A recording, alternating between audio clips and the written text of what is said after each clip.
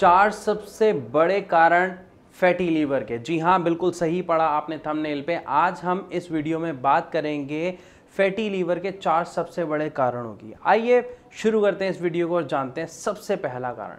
तो पहला कारण होता है ओबेसिटी, मतलब मोटापा। बहुत सारी स्टडीज के थ्रू ऐसा देखा गया है कि 30 से 90% जो मोटे लोग होते हैं उन्हें फैटी लीवर की समस्या होती है। लेकिन उन्हें ऐसा होता क्यों है, ये जो फैटी लीवर की समस्या उन्हें होती क्यों है?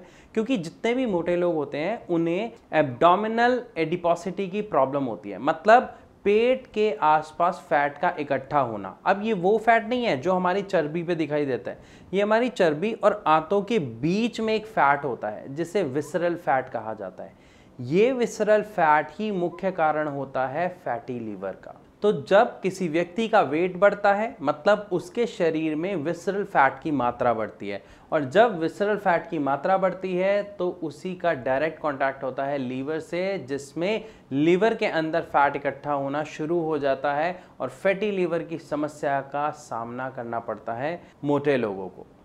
तो अब हमें ये पता लग गया कि ओबेसिटी एक सबसे बड़ा कारण है। तो अगर हमें इसे ठीक करना है तो सबसे असरदार तरीका भी क्या होगा? हमें मोटापे को कम करना है, लेकिन ध्यान रखिएगा नेचुरल तरीके से। इसके लिए अगर आप कोई मेडिसिन लेते हैं, दवा लेते हैं, तो वो एक सही तरीका नहीं है। क्योंकि हम जब भी कोई दवा खाते हैं किसी भी चीज़ के लिए, तो हो सकता है हमें उस चीज़ में आराम मिल जाता है, लेकिन उसके साथ साथ वो बहुत सारे नुकसान हमारे शरीर में करती है जो हमें उस वक्त पता नहीं चलता, लेकिन आगे ज़रूर पता चलता है। तो पहली चीज़ हमें क्या करना है? ओबेस्ड मतलब मोटापे को कम करना है, जिसके कारण फैटी लीवर की समस्या होती है। अब जानते हैं अपने दूसरे सबसे बड़े कारण के बारे में। देखिए, दूसरा फैटी लीवर का सबसे बड़ा कारण होता है इंसुलिन रेसिस्टेंस।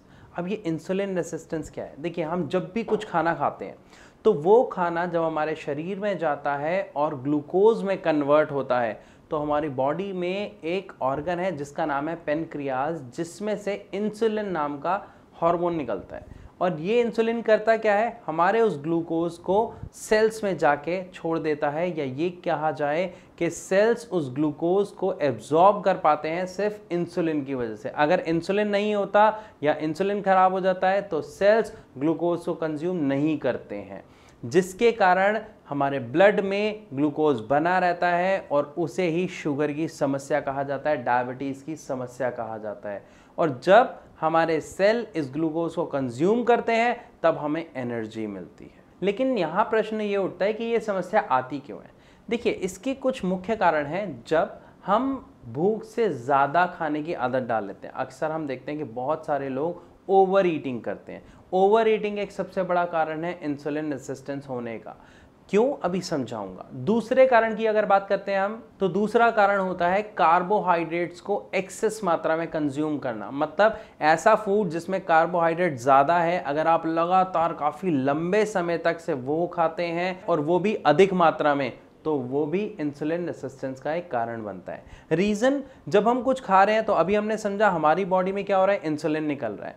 अक्सर आपने सुना है ना, कद्र खो देता है रोज का आना जाना। मतलब जब कोई चीज़ हमारी ज़िंदगी में ज़्यादा हो रही है, कि कोई व्यक्ति आपसे ज़्यादा बात कर रहा है, ज़्यादा मिल रहा है, या आपको कोई चीज़ लाइफ में बहुत ज़्यादा मिल रही है, तो उसकी कदर ख़त्म हो जाती है। कुछ ऐसा ही हमारे शरीर में होता है जब हम लंबे समय तक कार्बोहाइड्रेट्स वाली चीज़ें ज़्यादा खाते हैं, कार्ब्स वाली चीज़ें ज़्यादा खाते हैं, तो हमारी बॉडी में इंसुलिन भी ज़्यादा निकलता है। क्यों निकलता है? ताकि वो ग्लूकोज कंज्यूम हो पाए। लेकिन अक्सर हमने देखा है ना, जब हम जल्दबाजी में काम करते हैं तो वो काम क्या होता है? खराब होता है।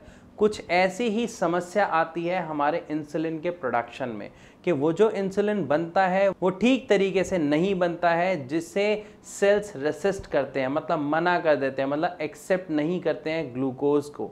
या ये कहा जाए, या इसको आप ऐसे समझिए कि इंसुलिन एक चाबी है और सेल्स एक ताला है। अगर चाबी गलत है तो क्या ताला खुलेगा? नहीं। कुछ ऐसा ही होता है जब हम लंबे अरसे तक कार्ब्स को कंज्यूम करते हैं, तो हमारी जो चाबी है, मतलब जो इंसुलिन है, वो फॉल्टी हो जाता है और हमारे सेल्स इंसुलिन को रेसिस्ट करते हैं, रोकते हैं, मना कर देते हैं, जिसके कारण व्यक्ति को डायबिटीज़ की समस्या का सामना करना पड़ता है। तो इंसुलिन रेसिस्टेंस और डायबिटीज़ भी फैटी लीवर का एक बहुत बड़ा कारण है। बढ़ते हैं अपने तीसरे मुख्य कारण की तरफ। तो तीसरा मुख्य कारण है आपका डिस्टर्ब्ड गट, मतलब पेट का ठीक से साफ ना हो पाना, आपको इनडाइजेशन की समस्या होना, गैस की समस्या होना। जब ये समस्या लगातार काफ़ी अरसे तक बनी रहती है, हम इसके ऊपर ध्यान नहीं देते हैं, तो ये भी फैटी लीवर का एक बहुत बड़ा कारण बनता है।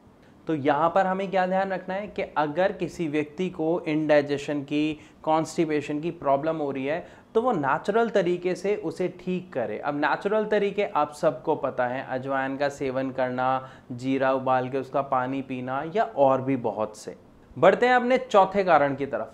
चौथा और सबसे बड़ा कारण है कि जब कोई व्यक्ति रिफाइंड चीज़ों का सेवन ज़्यादा करता है। अब रिफाइंड फ्लोर मतलब जैसे मैदा का सेवन जो ज़्यादा करता है, ज़्यादा मीठी चीज़ें, मीठी में आप कोई जैसे कोल्ड ड्रिंक ले सकते हैं, जूस, शेक पीने की आदत कुछ लोगों को बहुत ज़्यादा होती है, या अगर आप फ्रूट जूसेस बहुत ज़्यादा पीते हैं तो भी आपको फैटी लीवर की समस्या का सामना करना पड़ता है। अब ऐसा होता क्यों है?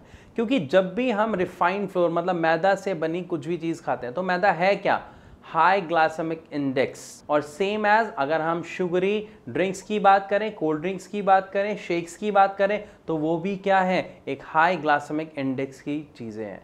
दोनों की दोनों क्या करती हैं? डायरेक्ट आपके लीवर में जाती हैं। इवन आप जब फ्रूट जूसेस भी पीते हैं तो वो भी डायरेक्ट आपके लीवर में जाता है और वहाँ पर क्या डिपॉजिट करता है? फैट डिपॉजिट करता है। क्योंकि हमारी बॉडी को जितनी रिक्वायरमेंट है वो उतना यूज़ कर लेगी, बाकी जो बचा हुआ रहता है वो लीवर में वहीं पे डिपॉजिट कर देता है, जिससे फैटी लीवर की समस्या होती है। इसीलिए कहा जाता है ज़्यादा मीठा खाना नुकसानदायक होता है। हम खा रहे हैं, हमें स्वाद आ रहा है, लेकिन नुकसान कोई दिखाई नहीं दे रहा होता। जैसा मैंने अपनी पिछली कुछ वीडियोस में बताया है कि फैटी लीवर में जब फैट इकट्ठा हो रहा होता है तो कोई मुख्य लक्षण या खास लक्षण दिखाई नहीं देता है और कोई समस्या भी नहीं होती है।